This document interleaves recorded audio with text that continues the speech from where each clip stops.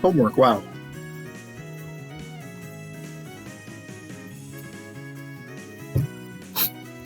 Nice Sniffy. Well,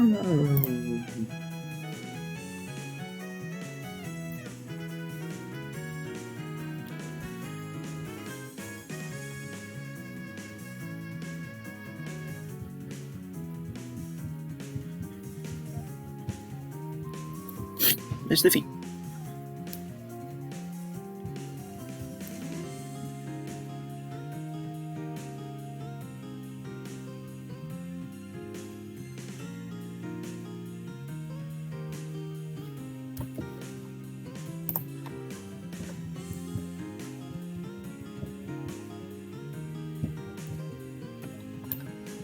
Wow, that was funny.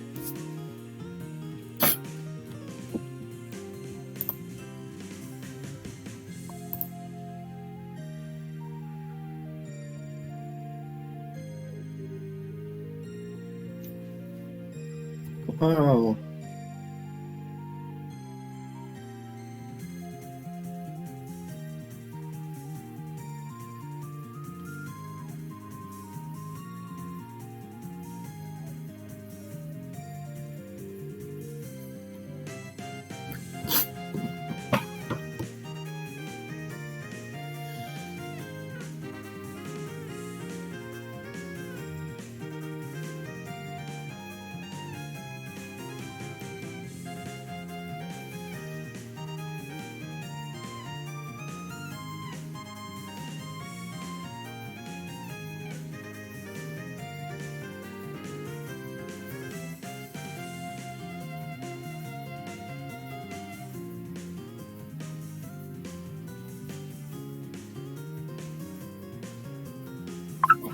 That was funny.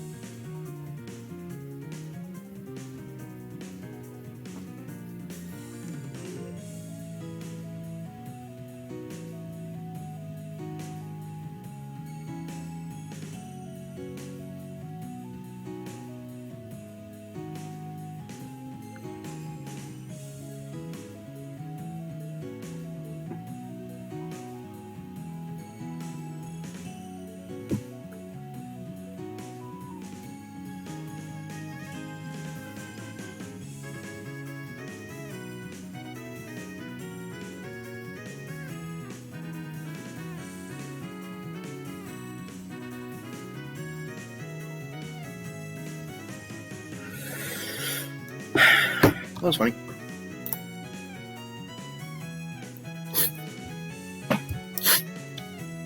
Not all stereotypes are negative, but even positive stereotypes can be harmful in the workplace.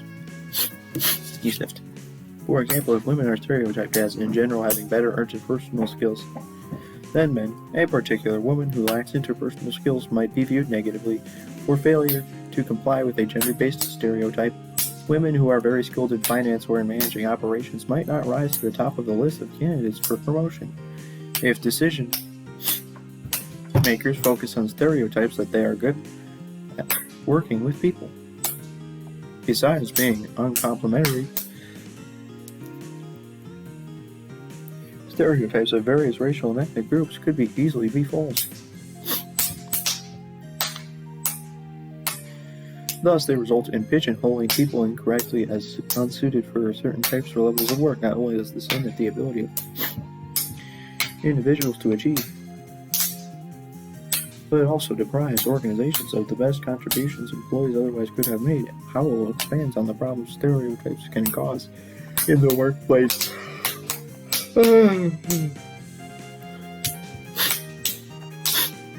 On the pages.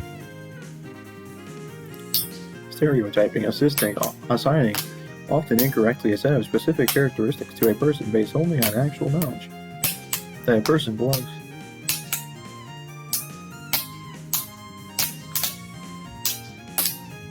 A person belongs to one particular group.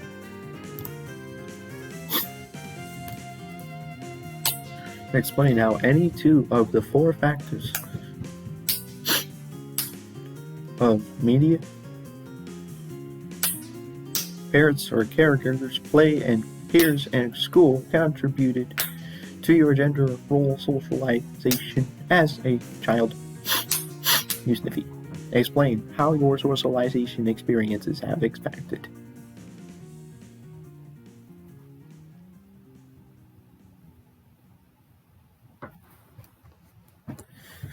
Have affected the educational, job, and career choices you are making or have made as an adult.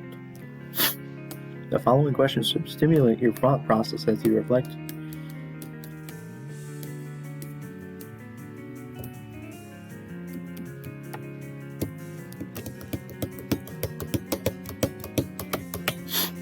Sniffy, sniffy, sniffy. Parents / care. They only included two things. Career choices. She only included explanations of two of the four. Ooh. Parents / caregivers. What roles did parents or caregivers play in your household? What household tasks did they perform regularly?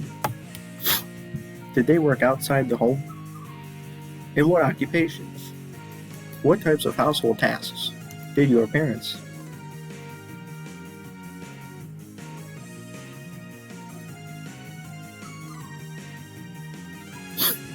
What types of household tasks did your parents / caregivers assign to you?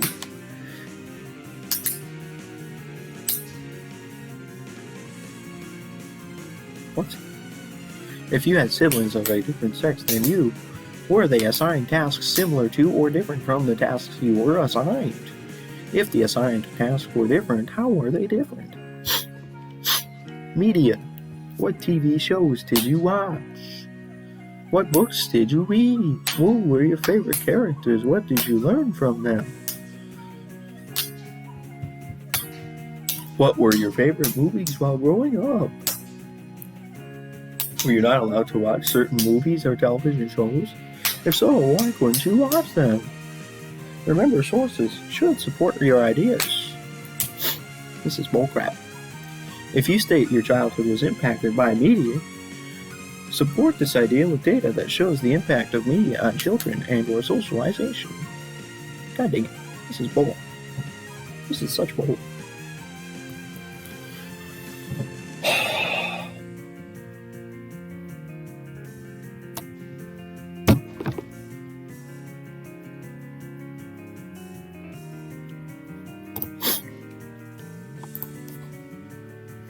If stereotypes are harmful in a workplace, why haven't they been abolished?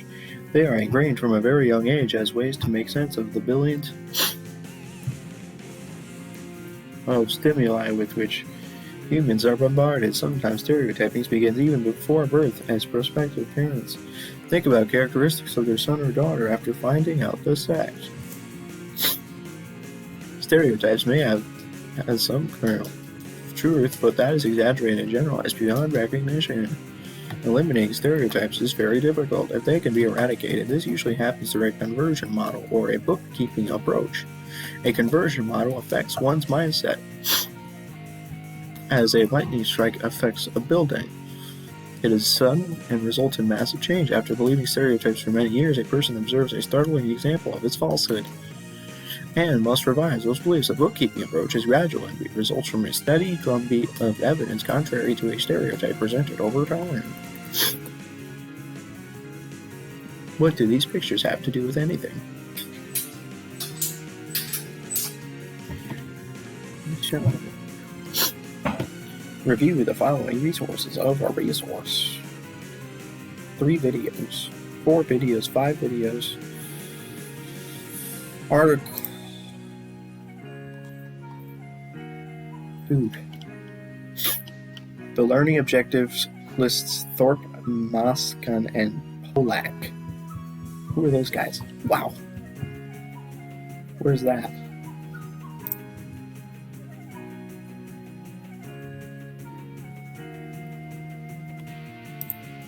article. This article is by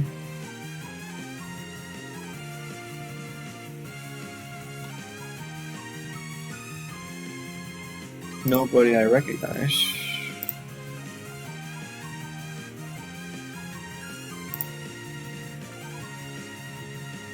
Key terms. That's it. Well, what the? What? It lists the work from Moscon and Pollock. What the heck is that? What the heck? What the heck? What the heck? What? It's not. It's not in this list. That's me. What? This book is by Margaret Evergreen. MF. That was funny.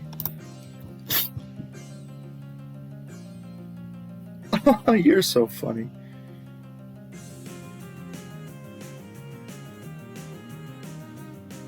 This is funny, but you can't actually link this source. They won't let you read that one. But even if I could, why would you list this if you can't even access it?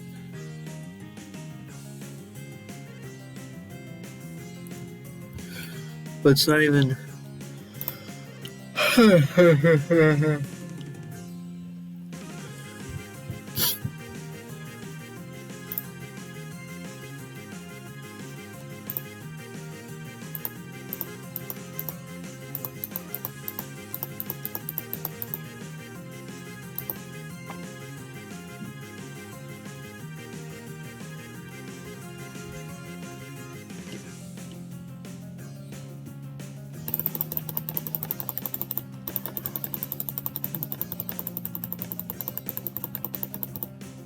Nope, you're not allowed to read it. Good job. It doesn't reference anything. This is not the one. This is just a website. It's not an article. God dang it. What the heck?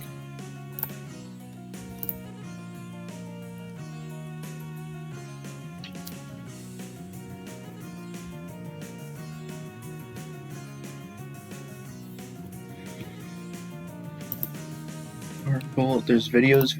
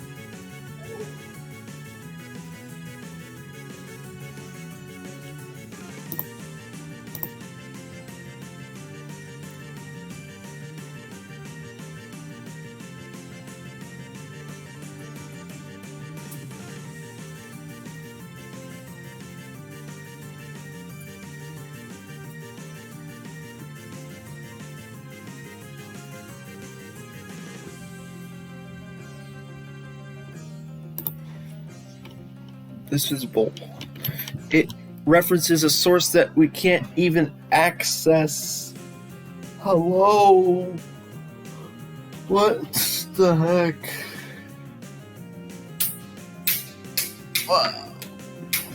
Stop.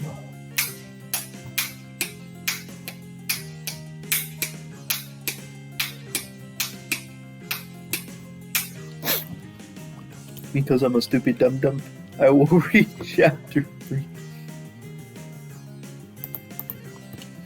Because this course is messed up. This is probably not going to help with the assignment. You would actively discourage people from doing the readings if the assignments don't even require you to do the readings. Ugh. Wow, that's nice. Wow.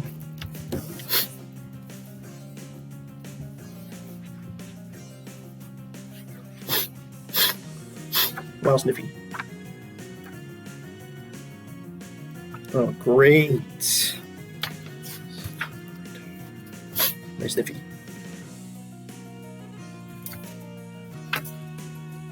This is too long. It's gonna be such a waste of time. Man, 24 pages. So many pages. I want to hold my book.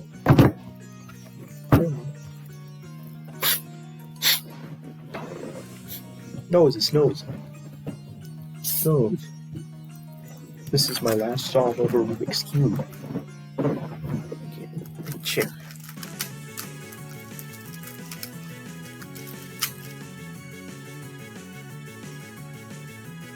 This is a 3-move cross. I messed up.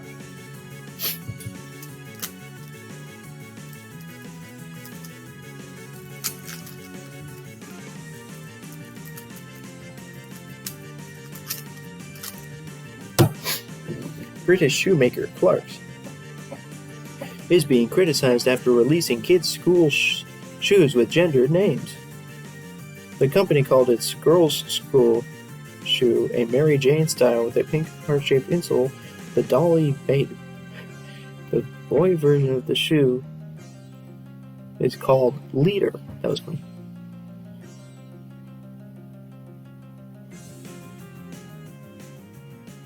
British department store chain John Lewis has removed gender-specific labels altogether from its brand of clothes and clothes. Instead, it is putting boys and girls or girls and boys tags on these items. Whether trousers or skirts, it has scrapped girls and boys signs at its stores across the country.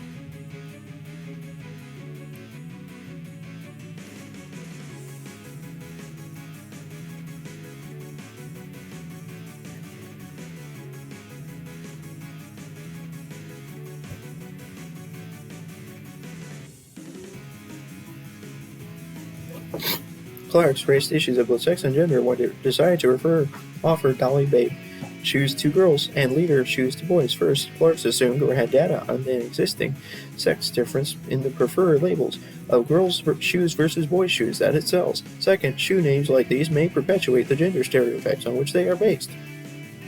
After the outrage unleashed by publicity about shoe names, Clarks issued a statement. We are working hard to ensure our ranges reflect our gender-neutral ethos. We apologize for any unintended offense caused.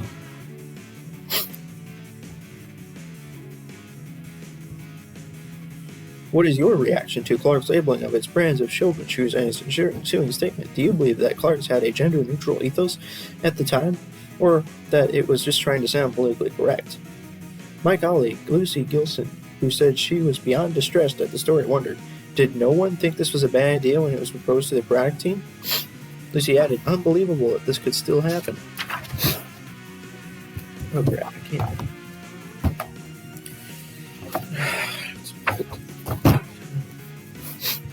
In the second passage, John Lewis also raised issues when it decided to adopt more sex-neutral labels of its store brand of children's clothes and remove sex-specific signs in its children's clothing department. After the outrage, it also received after its actions were publicized. What a load of PC crap!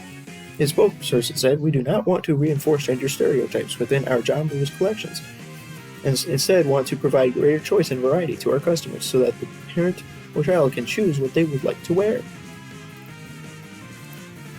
This statement raises the question of who is making the choice when Joe's toy is bought, the child or the parent, and when has influenced the choice.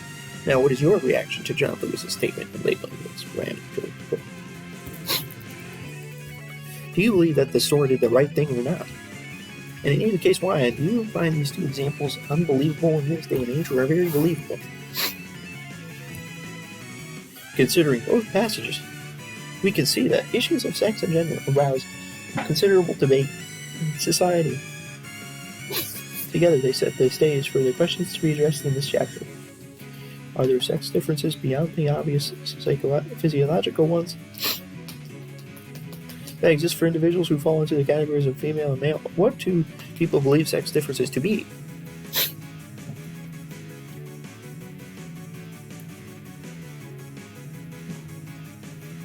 How are beliefs about sex differences conveyed? What causes sex differences when they exist, and what effects do they have on an individual's well-being? Sniffy. I can basically not breathe at all through my nose. Well,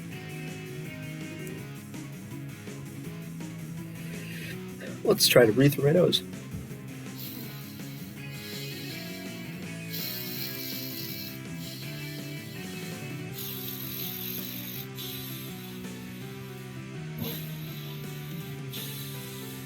Yep, that's what it sounds like when I try to breathe through my nose. Well, sex differences influence how people are disposed to behave in work settings. Females and males are similar in some ways and different in others. Despite many thousands of studies, however, researchers do not agree about the scope, magnitude, or cause of sex differences. As noted in Chapter 1, this may be due to researchers' inclinations to engage in either alpha bias, magnifying existing differences, or beta bias, downplaying existing differences. It is also due to the imperfect nature of the research evidence.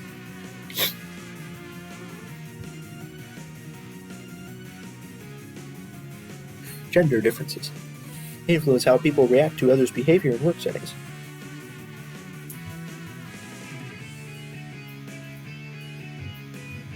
In this book, we are particularly interested in gender stereotypes and roles. Gender stereotypes represent beliefs about the psychological traits that are characteristics of members of each sex. According to gender stereotypes, males are high in masculine traits, such as independence, aggressiveness, and dominance, and females are high in feminine traits such as gentleness, sensitivity to the feelings of others, and tactfulness. Gender roles represent beliefs about the behaviors that are appropriate for members of each sex. According to gender roles, men's proper place is at work, and women's proper place is at home.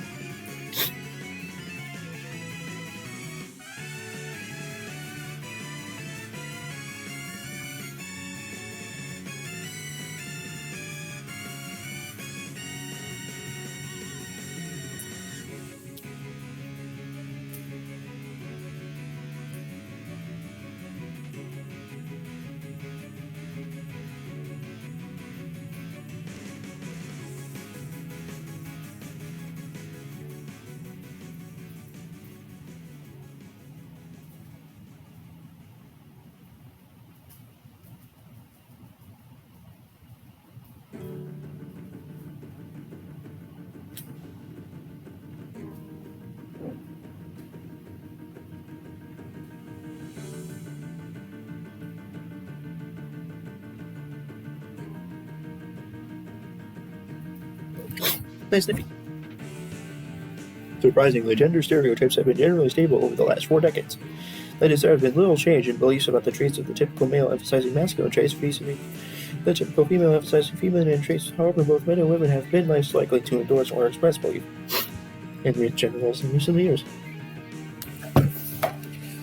The drop-off has been especially pronounced among men, such that the sex difference in attitudes toward gender roles has essentially disappeared. Also, younger people are the least likely to endorse gender roles, suggesting that further societal changes in norms regarding the proper roles of men vis-a-vis women are likely to come. That was funny. Yeah, I can't breathe through my nose and stay. And I can't even sniff. Because this is what happens when I sniff. Wow. That was funny.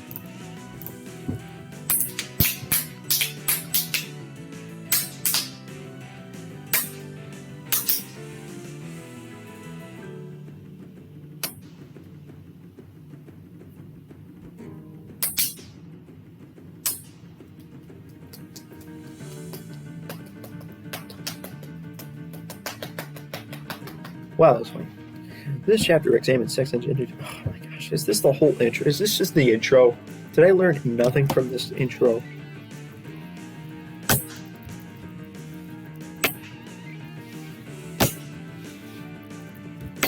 sex differences.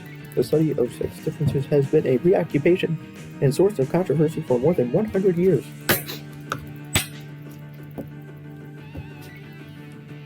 As the Chapter 1 opening quote,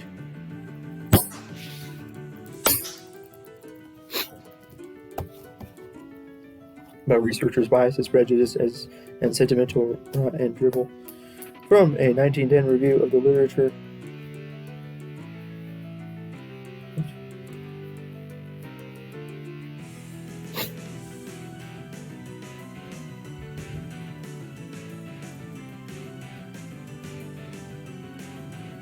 A recent search of the PsycInfo database. Also, when was this book written? How old is this book? 2019. So pretty recent.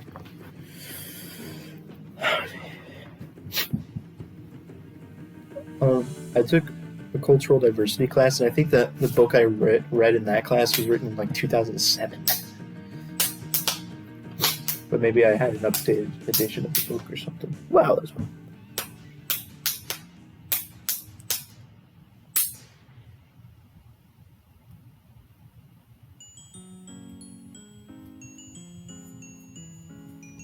Oh my gosh, it's inflammatory. Many people have strong beliefs about male-female similarities and differences in basic interests, abilities, attitudes, and behaviors. Whatever the research evidence may suggest, that is, alpha-beta biases are not confined to researchers. Research methods used in reviews of studies of sex differences have evolved over time. Early reviews used what may be called a vote-counting technique.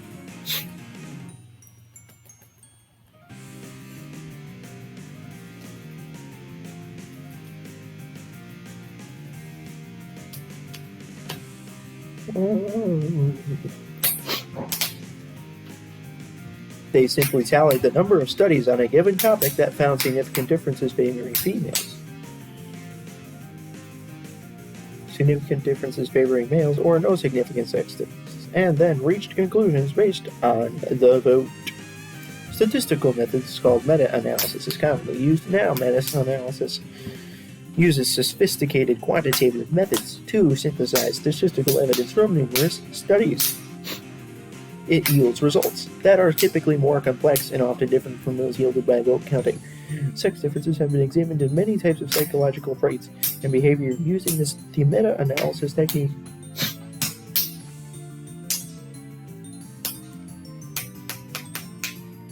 In this section of the chapter, we consider sex differences in children's interests and activities and in adults' social behavior. Adults are stupid. Ha ha ha! I'm an adult. I don't feel like much of an adult. And hilariously enough, tomorrow's my birthday. That was fun.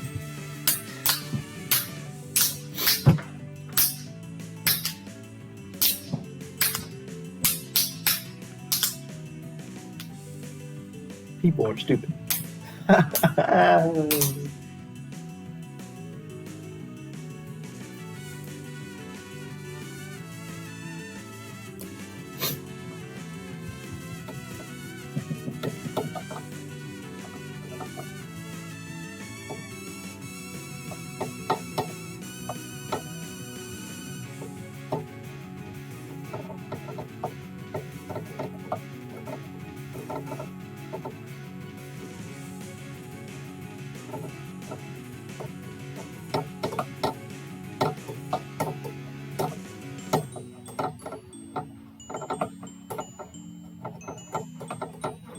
Nice sniffy.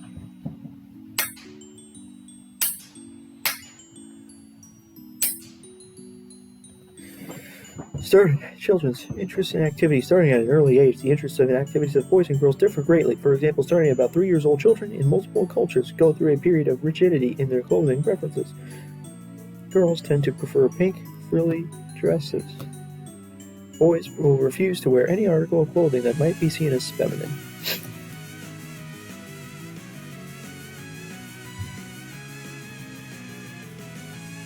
Sex difference in toy preferences emerges at about 2 years of age. Girls are more likely than boys to play with dolls, such as Barbie, as well as jewelry, play kitchens, and domestic toys such as tea sets and playhouses. In contrast, boys are more likely to play with action figures, as well as mock aggression toys such as guns and swords, transportation toys such as toy trucks and trains, construction toys, and sports collectibles.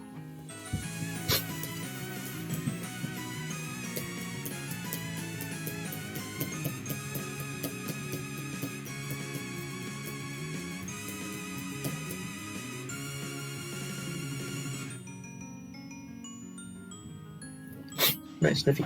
Why you sniffed? The difference between dolls and action figures may be semantic. Consider the following exchange that actually occurred between two children.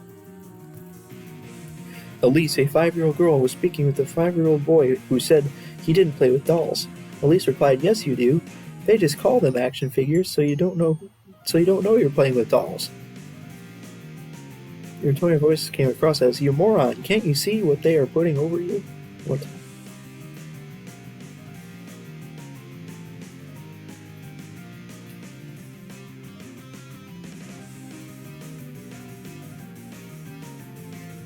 We can see from this exchange that Elise, if not her friend, regarded the difference as meaningless. However, the physical differences between toys described as dolls, marketed to girls, and toys described as action figures, marketed to boys, are very real.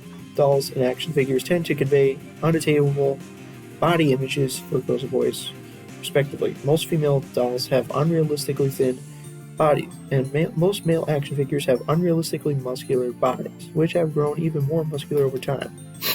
Further, thinner dolls are more likely to be dressed as sex objects than less thin dolls.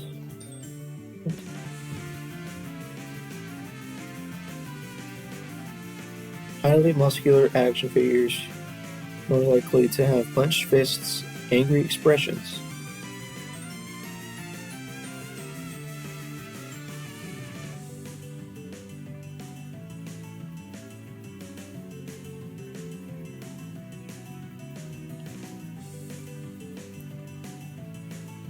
Angry culture.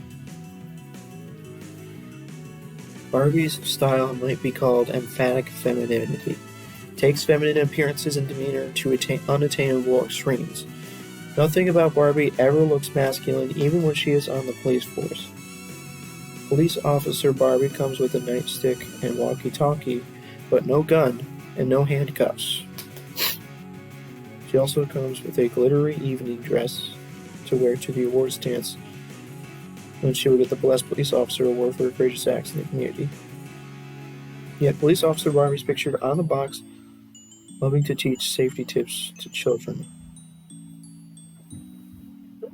This feminizes, internalizes law enforcement.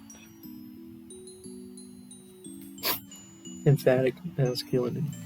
Playing with toys such as dolls and action figures also has very real consequences. Nice Sniffy.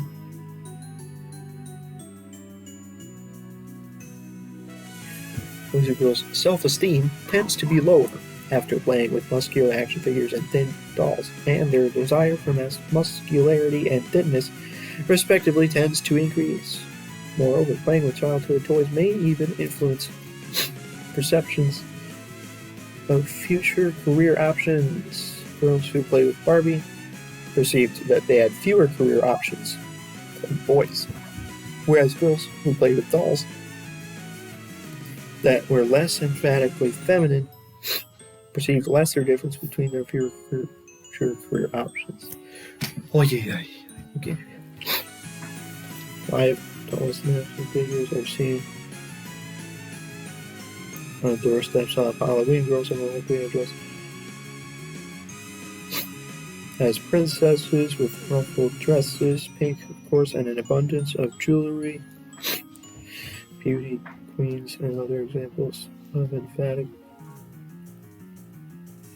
femininity. In contrast, boys are more likely to dress as villainous characters, monsters, symbols of death, with the most emphatically masculine costumes being superheroes with fake muscles and weapons.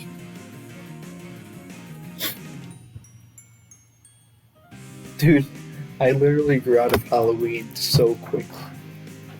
So quickly that I basically stopped wearing Halloween costumes in like third grade.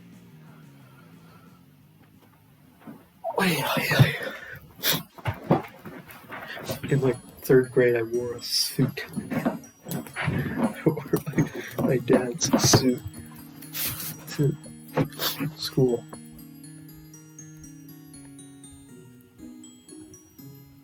And then in fourth grade, nothing.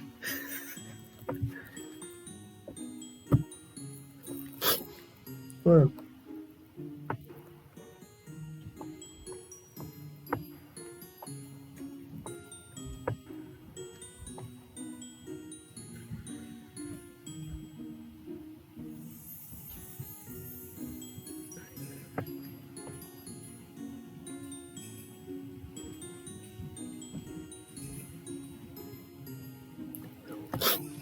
relatively few video games have a central female character, and when they do, the women tend to be portrayed as sex objects.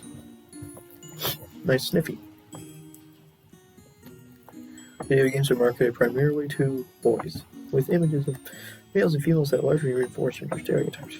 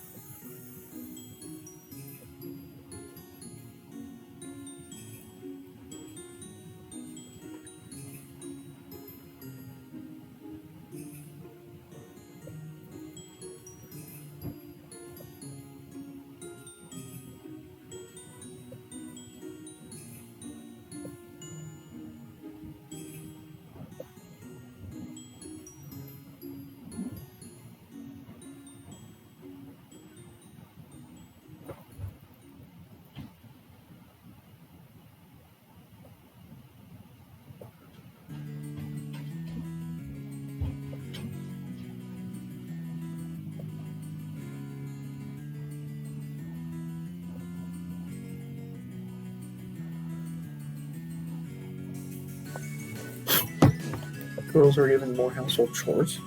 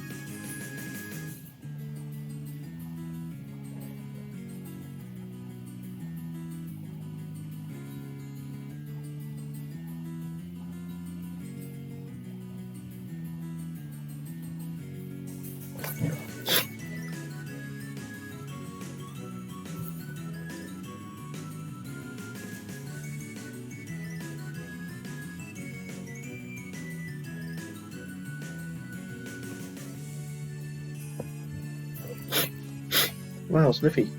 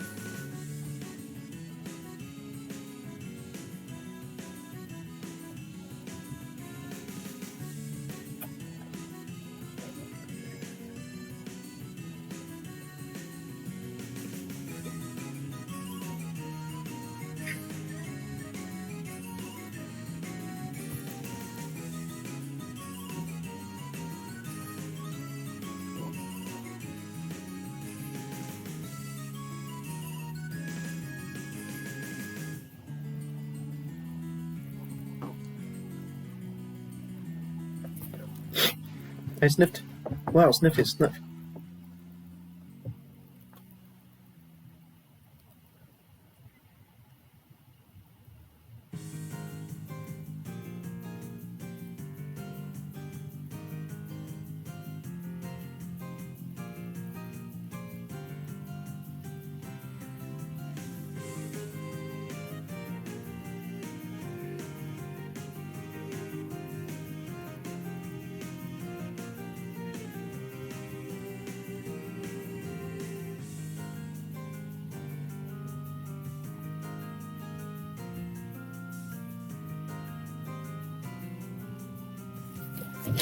Wow, I sniffed.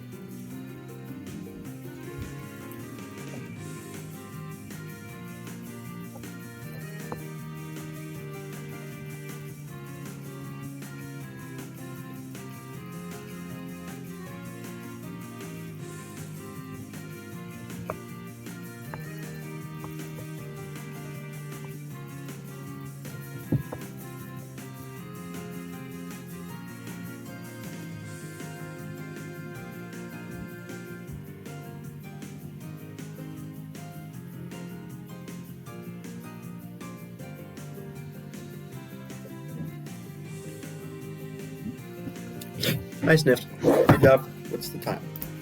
Let's keep this up. 45 minutes.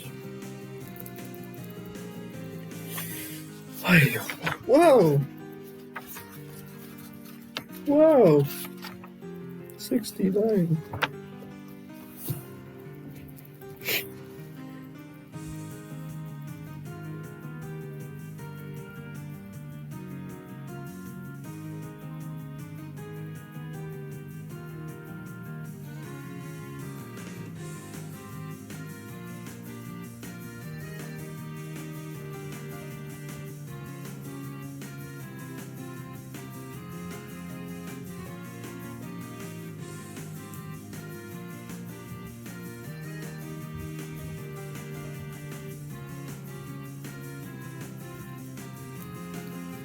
I sniffed.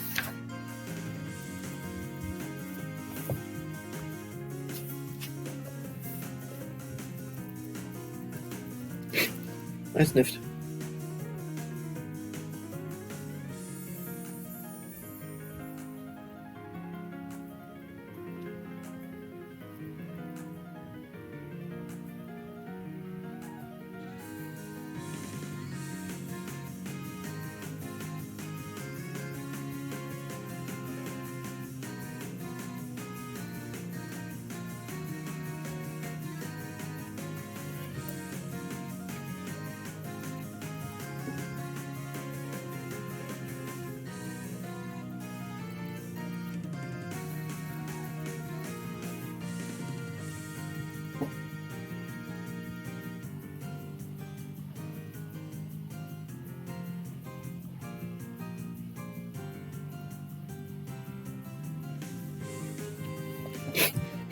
I sniffed again.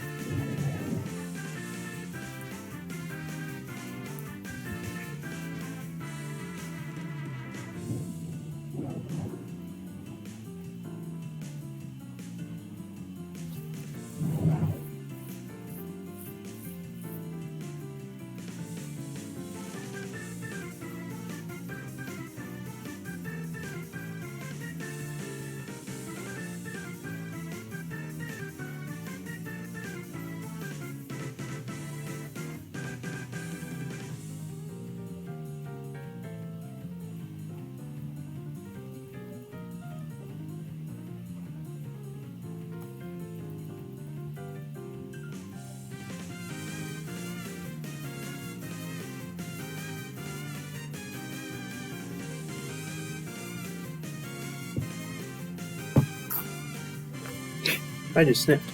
Wow, good job.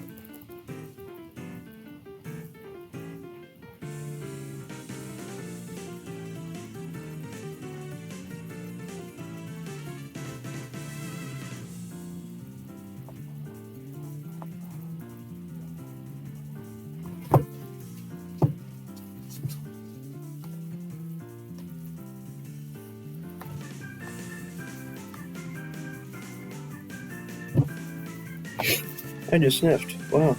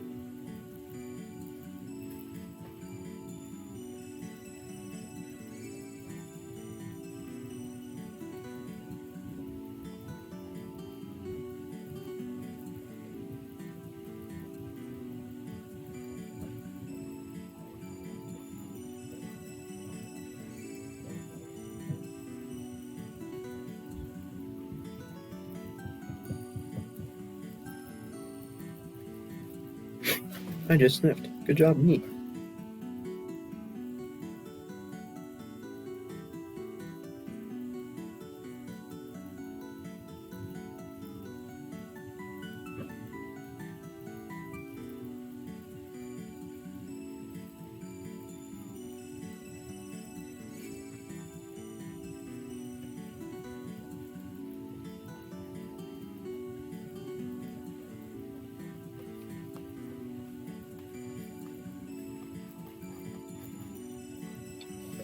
I sniffed again. Good job.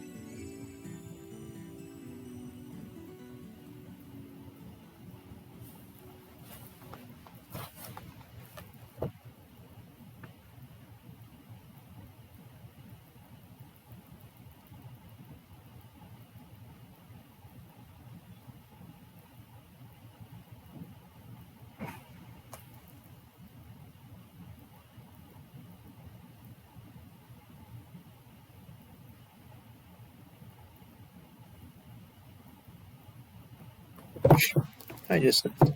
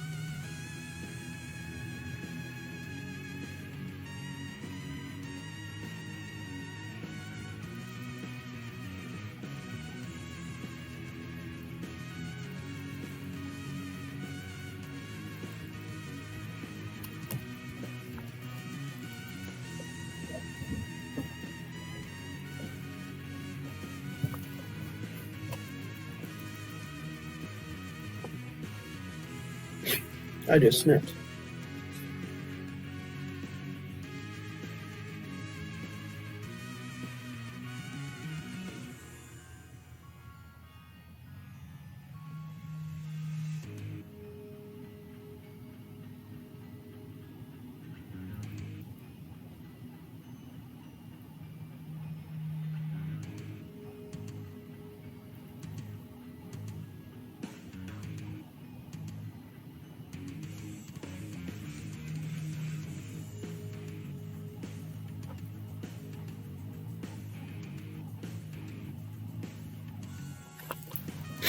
I just sniffed again. Oh. I can sniff. Alright.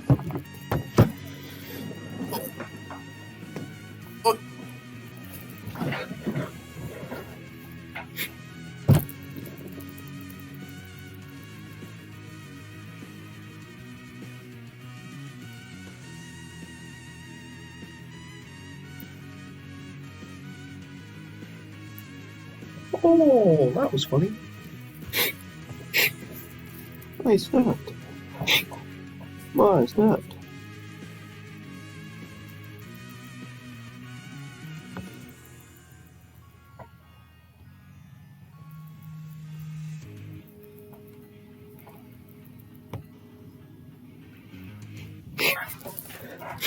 Oh, I sniffed.